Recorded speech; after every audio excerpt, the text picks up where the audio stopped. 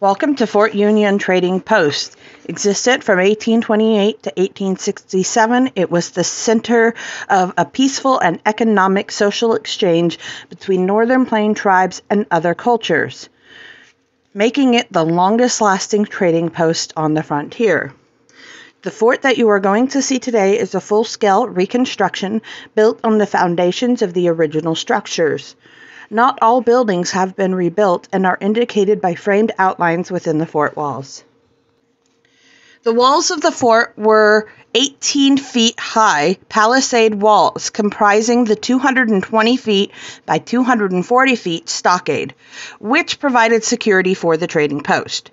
Lumber for the walls, most buildings, and firewood came from the large cottonwood forest that once existed along the river bottoms. As we head over to the Missouri River wayside, which is a large outside sign, I'll tell you a little bit about the Missouri River. The Missouri River was the highway connecting the site to American Fur Trade Company's supply depot in St. Louis, Missouri.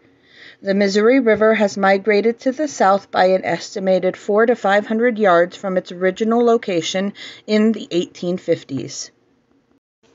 The Missouri River is the longest river in the United States, rising in the Rocky Mountains of the eastern Centennial Mountains of southwestern Montana. The Missouri flows east and south for 2,341 miles before entering the Mississippi River north of St. Louis, Missouri.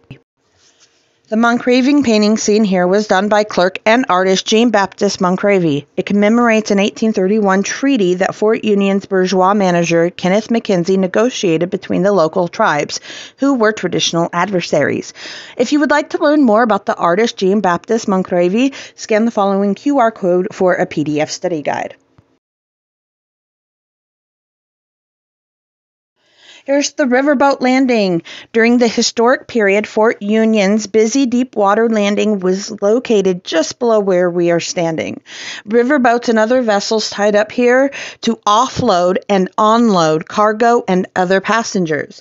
Over the years, the Missouri River has slowly changed its course away from the original location and has moved approximately 1,200 to 1,500 feet south of where we are now.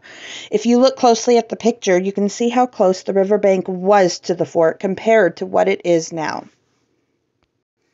It's interesting to see how much the scenery has changed within the last 150 years, but comparing this image to this current scenery is just unbelievable.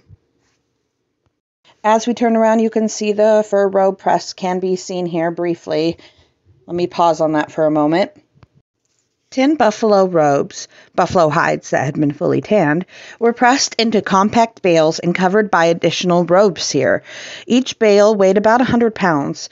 The bundles needed to be tightly compacted to prevent mice and water from damaging the furs inside. This 1861 painting by William Jacob Hayes shows the giant fur press within the background. Here is another painting portraying the trading that went on within the fort. Now let's head within the fort for some exploring. Stay tuned for part 2, entering the fort and the bourgeois house. Thank you for watching.